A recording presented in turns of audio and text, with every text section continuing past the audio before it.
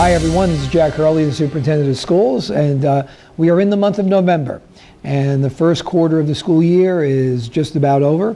It has certainly been a action-packed school year for the students, for the faculty, the staff, and I think for the community as we have gotten back to regular school, full-time, everybody in the building, and remarkably, really a good start. I think as you walk throughout the district into the various buildings and look at the activities going on both in the classroom, in the clubs and activities and athletics and in the community, you see the energy that was there at the beginning of the school year has maintained and I think in many ways has increased. Okay?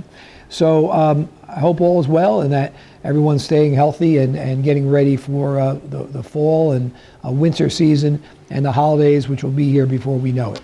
And you know, there is that sense again of normalcy around school. So things that we missed out on. For example, our high school sports program, although it was in existence last year, limited crowds, limited scheduling, state tournaments and the like. So our teams are all competing in the state tournaments. Our football team won the league championship and are playing in the state tournament, and we're seeing the community come back out to these events. So whether it be the volleyball or soccer games or the football games, it's great to see the stands packed again with members of the community and the student body.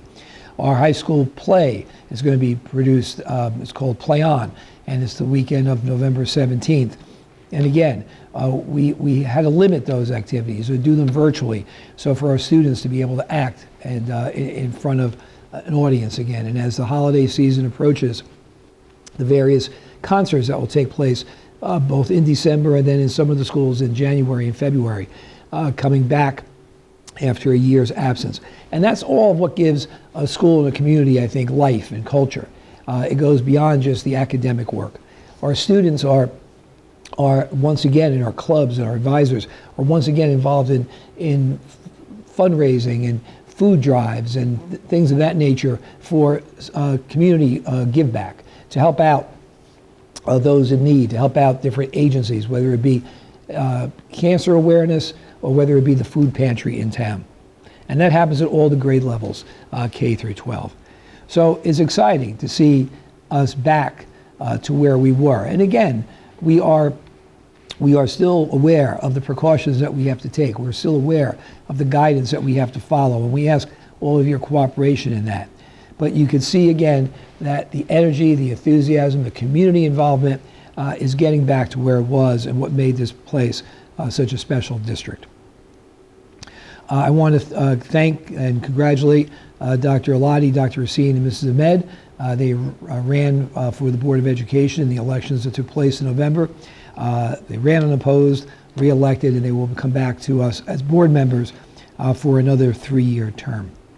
I provided an update on construction at a community meeting, and Mr. Kelly provided one at the last board meeting in October. But if you hadn't had a chance to see that update, you could go to our One Rutherford website and the PowerPoint presentations there. We are making progress in all the buildings, and in Union School there's a lot of work still going on and a lot of work to do. We're a little behind there, as we explained in those updates. Pierpont and the high school, we're on schedule, and the other projects are essentially completed at Lincoln and the kindergarten center. We're very pleased, as are the students, and I think the community will be as well, with the new gym at Pierpont, which has been being used by the students, and sometime in November we'll have recreation programs in that gym as we're ready to move forward to the next step, which is not only open to the school, but open to the community. In the academic realm, our students are performing well. Our teachers are hard at work with them. We gave the Start Strong assessment in the month of October, late September and October. And that was a very short assessment that provided us some feedback on any learning loss that may have occurred in language arts or math or science. And those scores are coming back to us. They'll be shared with the parents sometime in the next few weeks. It's not an assessment that is going to be used as any kind of a marker for a child in terms of placement or graduation, or things of that nature. It's an assessment just to see a snapshot, to see if anything was lost in the past year plus, where there was some remote learning and some hybrid learning going on, so that it would allow us to provide academic interventions if needed. As I said, the holidays are coming upon us. November is always an interesting month. As I'm recording this, we are in the week that school closes for Teachers Convention, and then the Thanksgiving holiday approaches us. But it is still an important month, November and December, despite the fact that we get many distractions with the holidays and the approaching of winter. It is the beginning of the second quarter of the school year. It's the beginning of that push towards the new calendar year, when academically our students start to really rise to meet the challenges, to keep themselves at pace and to maximize their learning potential. And for the students who are in the high school, the juniors and the seniors, is when they really start getting ready for that next step in terms of SATs and ACTs and getting their thoughts in line with colleges, vocational school, employment, military. So, you know, we're back full throttle, and we again encourage you to follow what's going on our website. Reach out to your building principals, guidance counselors, teachers, to partner with us as we move ahead in this action-packed school year. But also, as November comes and the holidays approach, it's not just the action and the activity. It's time to reflect and time to begin to celebrate. And Thanksgiving will be upon us shortly. And I want to wish all of you a happy Thanksgiving.